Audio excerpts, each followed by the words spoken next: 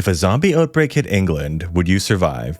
In today's video, I'm going to rank all 9 regions of England from the absolute worst place to be to your single best chance at riding out the zombie apocalypse. Stick around till the end, because the safest place to be when the outbreak kicks off might be the last place you'd ever expect. Just a quick disclaimer, we're looking at the big picture here, the overall survivability of an entire region. I'm not rating your perfectly prepared cottage with a well, solar panels, and a decade worth of beans. A few ideal hideouts don't change the reality of what happens to a region when a major city collapses. When a hub like Manchester or Birmingham turns into a zombie mosh pit, the chaos, the refugees, and the walkers themselves will spill out into the entire region. That fallout will drag the entire region's score down. So we're ranking the whole pie, not just the perfect slice. And just so we're on the same page here, we're dealing with classic walkers. Also, I'm going to apologize in advance because I'm probably going to absolutely butcher the name of some of these locations, so I am sorry. I didn't give Australia fair warning, and I'm pretty sure I took a couple years off their lives. A lot of people were upsetty spaghetti in the comment section. Alright, now with all that yapping out of the way, let's jump into it. We're kicking things off at the very bottom with London. No shocker here. Greater London is practically a zombie apocalypse worst case scenario. With nearly 9 million people packed into just 1,500 square kilometers, it by far has the highest population density in England, and more people means more initial zombies. The outbreak would be instantaneous and cataclysmic. Think about the London Underground for a moment. One infected on the tube during rush hour, and you've got a whole carriage of zombies before the next station. Those twisting tube tunnels become conduits for the virus, pumping undead into every neighborhood. And once the millions of London residents start turning, the city's labyrinth of streets become a feeding frenzy. Now let's pretend you're one of the lucky or unlucky survivors in London after day 1. What's next? Water and power will fail within days, maybe even hours. London relies on huge power-intensive systems to pump in clean water and treat sewage. With no electricity, taps run dry. If you're a local here, you'll know that the River Thames flows through the city. But are you really going to drink a river choked with sewage and decaying corpses? Not without a serious filtration system or a death wish. The food situation is just as grim. The city imports everything. The average Londoner's fridge and corner shop will be emptied by looters within hours. After that, there's no local agriculture to fall back on. Not unless you plan on raiding the royal garden for carrots. Defensively, London is a nightmare. It's flat, sprawling, and porous. No natural barriers, just endless urban sprawl. You could try to barricade a block or climb to a rooftop, but with so many zombies, how long until you're surrounded? Maybe you're imagining fortifying the Tower of London or Buckingham Palace. Fun thought, but guess what? Thousands of panicked people will have the same idea on day 1. Even the military won't save this city. Any bases or barracks in London would be overrun by desperate civilians or the infected almost immediately. The government's emergency cobra meetings won't mean squat when the Whitehall is neck deep in the undead. Bottom line, in a nutshell, London is the worst region to ride out the apocalypse. The capital becomes the capital of the dead, which actually isn't too bad of a name for a zombie movie. Sliding in at number 8 is Southeast England. Wrapping around London like a ticking time bomb. It covers Kent, Surrey, Sussex, Hampshire, Berkshire, and Oxfordshire, with 9.3 million people, more than London itself. Again, if I butchered those names, my apologies. Don't come ream me out for it in the comments. Actually, please feel free to do so, because the engagement's good for the video. The region isn't one giant city, but it's a dense web of towns, suburbs, and commuter routes directly tied to the capital. When London collapses, the fallout will hit the southeast immediately. Picture the M25 and M20 motorway on day 1. A complete and total gridlock as thousands flee London towards Kent or Surrey. When the traffic stalls, cars become feeding troughs for zombies. Towns like Brighton, Portsmouth, Reading, Oxford, and Southampton all have their own dense populations. And refugees will flood places like Maidstone and Crawley, spreading chaos and infection. Even the countryside villages will be overwhelmed once desperate city survivors show up. Southampton deserves a closer look though. As a major port and a cruise terminal, it draws in far more than its 250,000 residents. Cruise ships, dock workers, and refugees mean one outbreak here snowballs quickly. The docks look like an escape route, but a panicked rush for boats would be a slaughter. Add in nearby oil refineries, and you've got fires, leaks, and toxic smoke compounding the undead threat. Terrain offers little relief here. The southeast is mostly flat farmland, rolling hills, and scattered towns, with no mountains or wilderness to hide in or slow the dead. Open fields give you good visibility, but zombies can spot you too. Water is also a serious problem. This is one of UK's driest regions. London already faces shortages. River reservoirs like the Buell Water or Thames tributaries risk contamination from runoff and corpses. The food situation is good and bad. Kent's Garden of England has orchards, hops, and farmland, but the region can't feed every survivor. Farms would be stripped early, and supermarkets and fuel stations would be emptied fast. Fishing along the Channel and North Sea is possible, but coastal enclaves come with storms, maintenance issues, and the risk of one zombie turning your boat into a floating death trap. And then there's infrastructure hazards.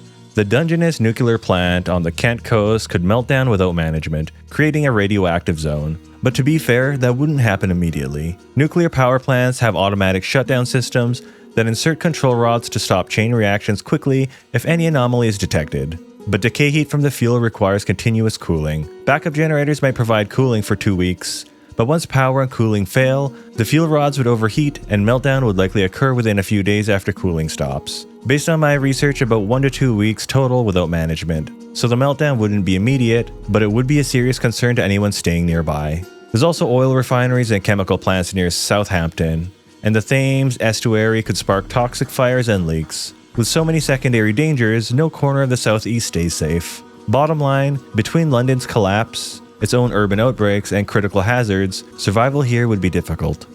Next up at number 7 is the West Midlands. On paper, the West Midlands might seem a tad safer than the southeast, simply because it has fewer people and isn't right next door to a megalopolis like London. But don't get comfy. This region still boasts around 6 million people, and a huge chunk of them are living tightly packed in Birmingham. If London is zombie ground zero, Birmingham isn't far behind as a secondary eruption. The city of Birmingham has over 1 million people itself, and its nearby black country towns are so interconnected that once zombies break out, it'll fuse into one sprawling infected zone. The West Midlands region is smaller in area than many others, so the devastation from the urban core is going to spill over rather fast. The West Midlands average about 463 people per square kilometer, and Birmingham's density would be an absolute nightmare. Picture New Street Station or the Bullring in panic, with the M6, M5, and M42 motorway jammed, Spaghetti Junction clogged with cars and infected. It would be total carnage. Coventry, Wolverhampton, and Stoke would quickly collapse too, sending zombies and refugees into the countryside. The region is landlocked, but once you're past Birmingham's sprawl, you hit farmland and woods. Shropshire and Herefordshire are rural and less populated, offering safer ground after most of the population here dies off. Water here is reliable thanks to the Severn, Avon, and Trent rivers, plus rainfall. Farms produce apples, wheat, potatoes, and livestock, but competition from desperate city survivors will be fierce. There's some defensive geography, like Shropshire Hills and the Melverns that offer elevation and cover. Hereford is home to the SAS, though their numbers are tiny and other bases risk being overrun. Bottom line, Birmingham and the urban core are death traps. The rural west gives you water, food, and some cover, but you're surrounded by collapsing regions, and have no coast to flee across. At number 6 is Northwest England, home to Manchester, Liverpool, and the Lake District. The region's 7.5 million people are split, half crammed into big metro areas, half spread across rural counties. Greater Manchester alone has roughly 3 million people, Liverpool another 1.5 million, making the urban zone almost as deadly as London. Like other regions, highways will clog instantly, and with Manchester and Liverpool only 50 kilometers apart, their hordes could merge within days. Outside the city, survival odds improve. Cumbria has about 500,000 people, rugged mountains and natural barriers. The Lake District's hills and valleys funnel zombies and limit movement. The Pennines add more defensible terrain, and a medieval castle in this area could even be fortified to keep outside threats out. While we're on the topic of keeping outside threats out, a quick thank you to CyberGhost VPN for sponsoring this video. A castle can keep things out, but online you don't have that luxury. Your internet provider, your work, school, home, and even public Wi-Fi can track what you do. But that's where CyberGhost VPN comes in. One click and your traffic is encrypted and routed through their secure servers in 100+ countries. CyberGhost has earned the trust of more than 38 million users worldwide, making it one of the leading VPN providers today. Backed by over 20,000 glowing reviews on Trustpilot and a near-perfect rating, its reputation is well-deserved. CyberGhost gives you access to over 40 streaming platforms, like Netflix, Amazon Prime, and Disney+. With just a few clicks, you can unlock shows and movies from around the world. CyberGhost runs smoothly on every major device and operating system, and you can protect up to 7 devices at the same time. Ideal for keeping both you and your family safe while browsing online. Use the link in the description to claim an 84% discount plus 4 months for free. And with a 45-day money-back guarantee, plus 24/7 customer support, you could sign up with total confidence. That being said, water is no issue here. This is England's wettest region, with rivers like the Severn and countless lakes. though contamination from corpses is a risk. As for food, it's not too bad here. Cheshire has dairy farming. Lancashire grows potatoes and barley. Cumbria has sheep and wild game is plentiful. The long Irish coast sea offers fishing, with Morecamba Bay supplying shellfish. The challenge is securing farmland before desperate refugees do, and keeping livestock or crops safe from stray zombies and other survivors. Unfortunately, the M6 could act as a zombie conveyor belt from the Midlands. To sum it up, Manchester and Liverpool are a threat to life and limb. But North and the Lake District could be one of the safest havens in England. Northwest ranks mid-pack because the contrast is extreme. It's paradise in the hills, but a death sentence in the cities. At number 5 is the East of England, covering Norfolk, Suffolk, and holy shit, here's some fucking names for you. At number 5 is the East of England, covering Norfolk, Suffolk, Cambridgeshire, Essex, Hertfordshire, and Bedfordshire. How come sometimes it's shire and sometimes it's shire? The English language is complicated. Anyway, about 6.4 million people live here, spreading across towns rather than one giant city. That's good news in one sense, no single mega outbreak, but bad news in another, because it sits right next to London. Refugees will pour in along the M11, A12, and A10 motorway, carrying chaos and plenty of fresh zombies with them. Essex and Hertfordshire, being London's commuter belt, will collapse almost in tandem with the capital. Further north, population densities drop. East Anglia's famous flat terrain gives long sight lines which make spotting zombies easier, though it also leaves you exposed if a horde starts crossing the fields. The water situation here is mixed. Rainfall is low, but the Norfolk's broads and drainage canals provide both drinking water and natural moats that can slow the undead. Without pumps, the fens may reflood, turning into marshes that bog down zombies but complicate farming. Food is where the region shines. Over 2/3 of the land's farmland produces wheat, barley, potatoes, sugar beets, and more. Grain silos, orchards, and livestock could sustain survivors if secured quickly, though such resources will drag hungry people and plenty of staggering zombies. Wildlife is abundant, and the coast adds fishing and crabbing opportunities, provided the shores aren't swarming with the infected. For defenses in this region, you have old castles, walled towns like Colchester and Norwich, and fortified farms that could hold off walkers if reinforced. The military presence is significant here. Rath Lakenheath, Rath Mildenhall, and Rath Marham could become strongholds if troops stay, and the Colchester garrison might fortify with its Roman-era walls. Things to watch out for here are coastal floods, and Sizewell nuclear plant on Suffolk coast. A meltdown there could contaminate huge areas, leaving survivors fighting both radiation and zombies wandering into the hot zones. Small towns here have a history of organizing, so if history repeats itself, that could work in your favor. Bottom line, in East of England, East Anglia offers farmland, water, and fewer megacities, making it one of the better long-term survival zones. But you'll face London's zombie spillover early, flat terrain that leaves you exposed, and environmental curveballs like flooding or a nuclear scare.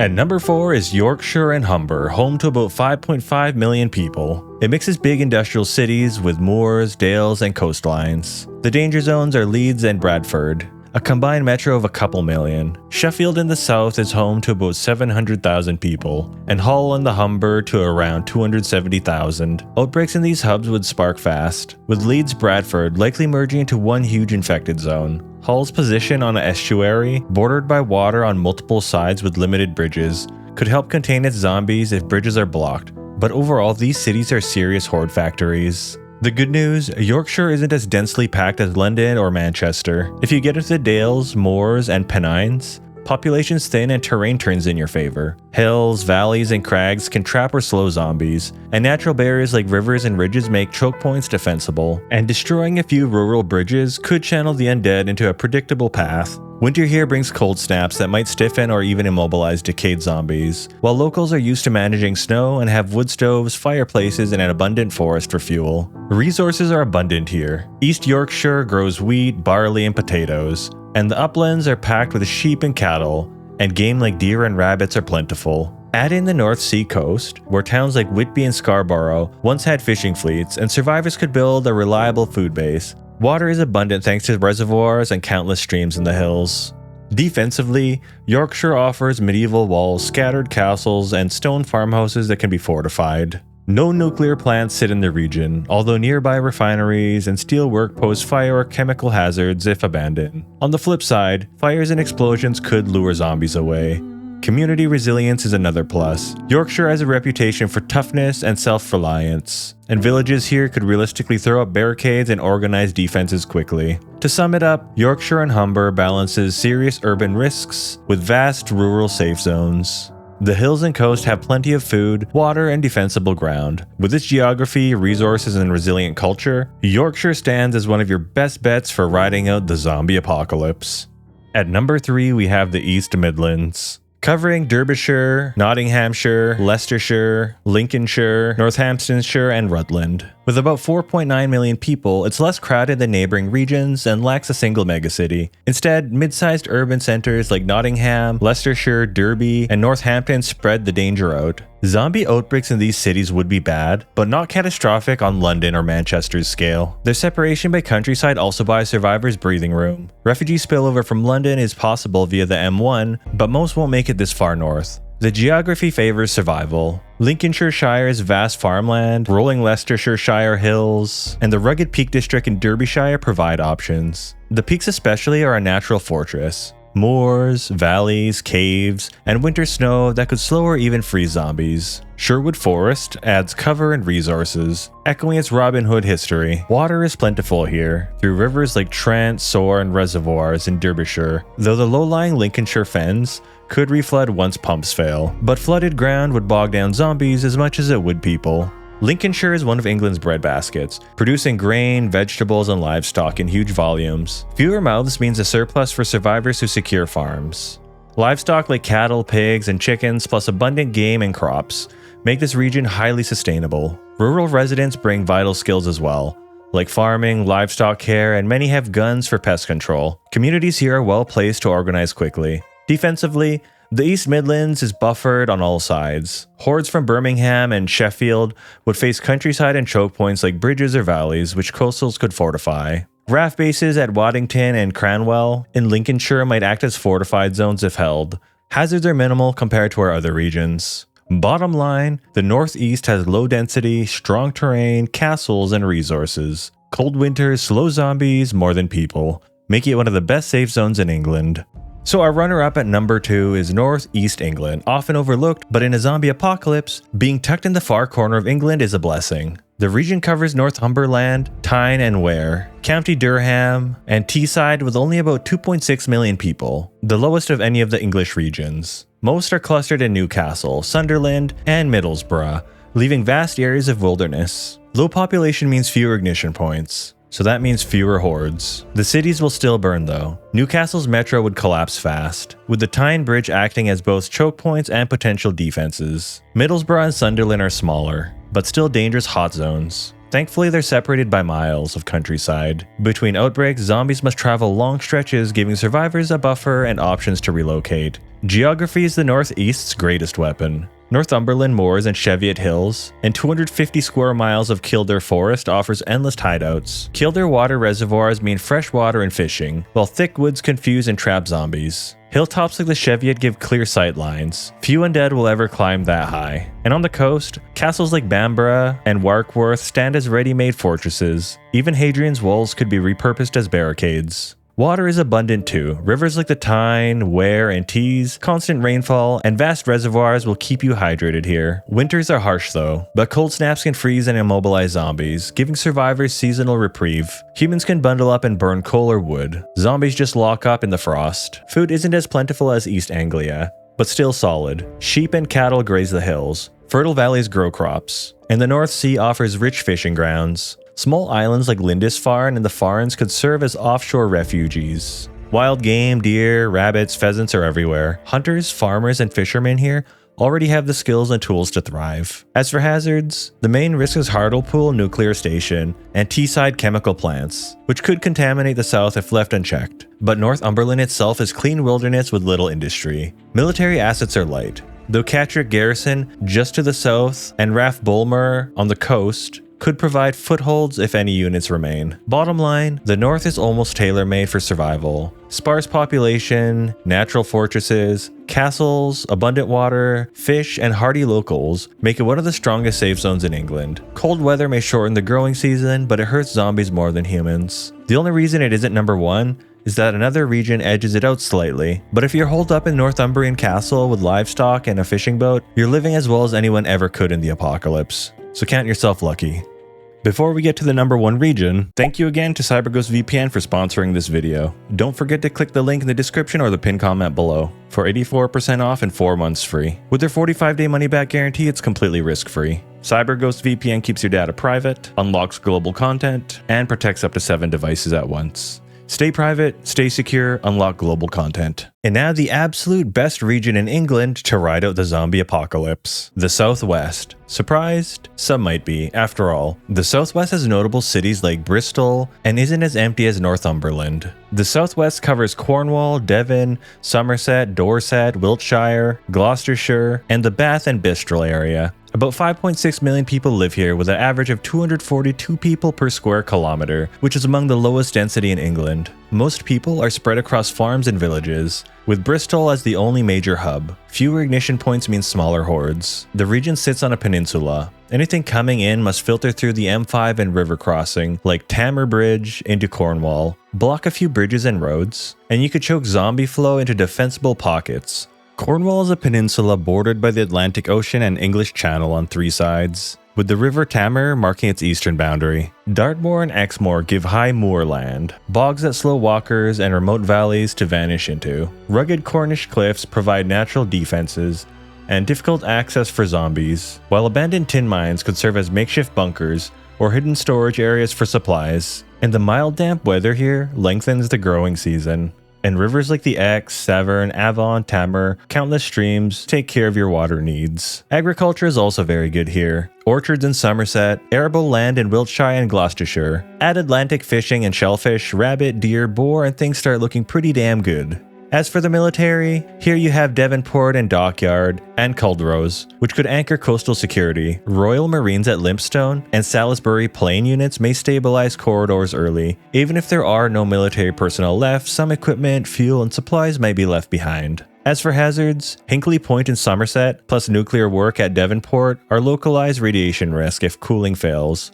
Atlantic storms can batter flimsy camps, although they also scatter zombies along exposed coasts. Bottom line, the Southwest edges out the Northeast because it combines nearly every survival advantage in one package. It has low population density, like Northumberland, but unlike the harsher Northeast, it enjoys a mild climate that extends farming and keeps survivors comfortable year-round. Cornwall and Devon give true choke points that can be sealed off, creating island-style defenses no other region matches. Food and water are abundant, from dairy farms to orchards to fishing and game. And the geography, cliffs, moors, and valleys let you funnel or scatter zombies at will. And the military sites mean possible access to equipment and supplies. Even storms work in your favor, shredding the undead along the coast while you stay inland. For all these reasons, the Southwest is the absolute best place in England to ride out the zombie apocalypse. Alright guys, if you made it to the end, I appreciate you very much. And if you didn't know, I opened up a Discord server. So if you wanted to join and chat with some like-minded individuals, is a place you can do that. Or if you enjoy gaming content, I actually have an old gaming channel right here that you could check out if you'd like. I'm thinking about reviving it down the road.